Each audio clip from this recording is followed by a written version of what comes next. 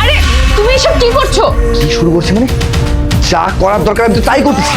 দেখ, একদম চুপ করে থাকবি, কোনো কথা বলবি না। তুই খালি কেমন কর। হ্যাঁ আমি জানি, তুমি এত রাত কেন করছো? আজকে আমাদের প্রথম রাত, বাসর রাত। আমরা আজকে রাতটা কথা বলে ভালোবাসা দিয়ে কাটাই। ওই, তুই আমাকে ভালোবাসা শিখাবি? আমাকে ভালোবাসা শিখাবি?